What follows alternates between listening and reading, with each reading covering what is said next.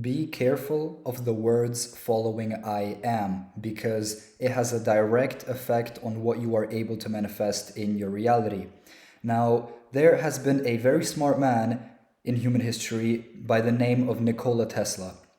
And one of his quotes is that everything in the universe is energy, frequency, and vibration. Or rather, if you want to discover the secrets of the universe, think in terms of energy, frequency, and vibration. If everything around us consists of vibrational frequency, that means that words and how you speak to yourself and to others is a very powerful instrument which you possess. It is so immensely powerful. And some people have a very powerful voice. They may not look powerful, they may not be powerful physically, financially, socially, like in no hierarchy, but just their voice, some little vibration in their voice asserts dominance and gives them power, which makes your voice and the words you speak so powerful. Words cast spells, which is why it is called spelling.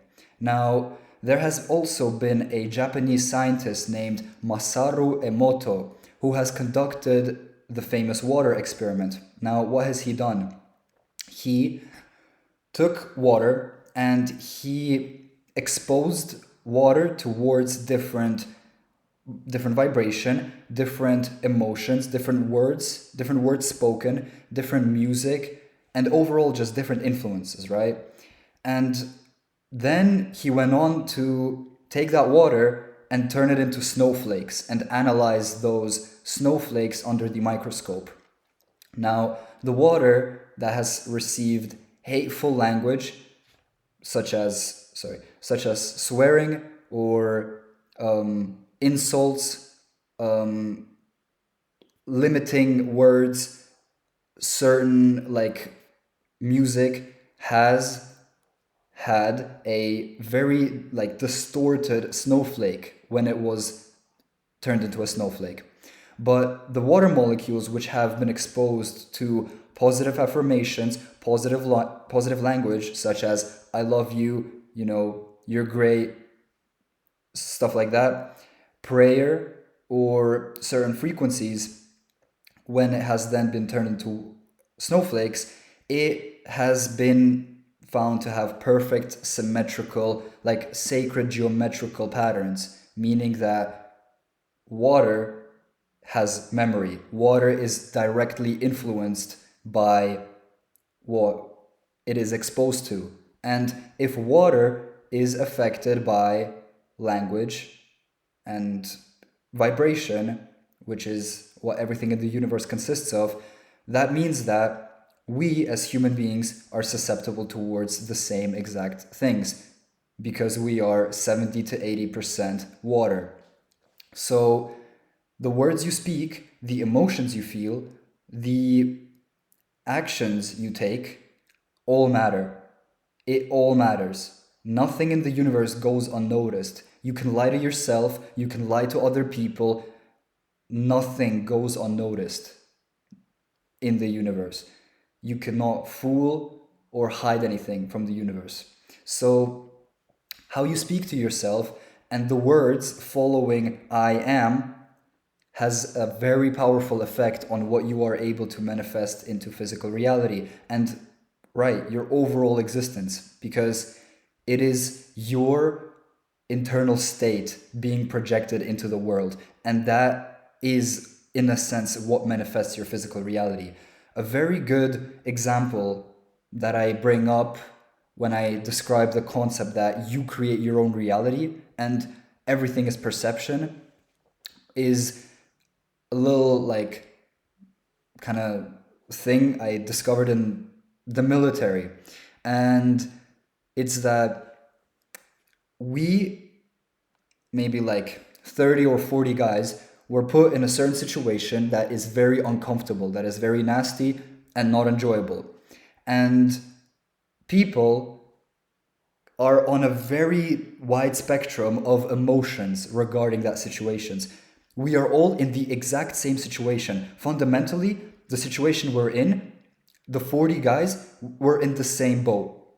However, how people react to that circumstance is very different. Some people are chain smoking cigarettes and crying and weeping and complaining about life and telling everyone they're gonna quit and telling everyone how much they hate them and just overall in the most negative possible state. Some people are neutral, it's a spectrum, but people are neutral in the middle where they're like, yeah, it sucks, but I have this cigarette, I'm alive, like I'm chilling, I have a Red Bull, like things could be worse. And then some guys, like the crackheads like me, we're just in some like blissful ecstasy for like precisely no reason, but that is just because that is the reality we like to create for ourselves. And it's interesting to observe how in a bad situation, the perception which people have towards it is so unique and so different, even though the situation is fundamentally the exact same for everybody. It is your perception that affects your reality. Some people are completely suffering and some people are in a blissful ecstasy. You get what I'm saying? So yeah, that's that. So another story from the military I want to tell is that there was one guy who was richer than everybody else. He was doing like crypto and had like 5 businesses, was like very far in his career, was like in a high position, was just like the richest guy out of like 50 guys. And by richer, I mean he alone was probably richer than everyone else combined. And he had a sort of arrogance to him. And I believe he deserved it, because I believe if you can justify your ego, you deserve that ego. But he always behaved in like had a little arrogance to him. And once somebody told him, we were sitting like in a train, and somebody told him like, dude, you think the entire world belongs to you. And I was sitting there and I said, yo, if he truly believes that the world belongs to him, eventually it will. And everyone's like, yeah, whatever, shut up, dude, shut up, nerd. But that's because 99% of men have zero spiritual inclination or knowledge when it comes to anything esoteric or, occult or just non-physical, the type of stuff I talk about on this channel mostly. So everyone just kind of discredited what I said, but I see a lot of truth in that. It is that if you believe you are the best, it is a matter of time until you are. What's his name? Floyd Mayweather believed he was the best fighter in the world way before he was the best fighter in the world. And he did not allow reality to present him and put him in a position where his reality is different than the reality he creates for himself. If I tell myself, I am a millionaire, I am rich, it doesn't matter that I'm not rich. This is what I am manifesting. This is the standard that I set for myself.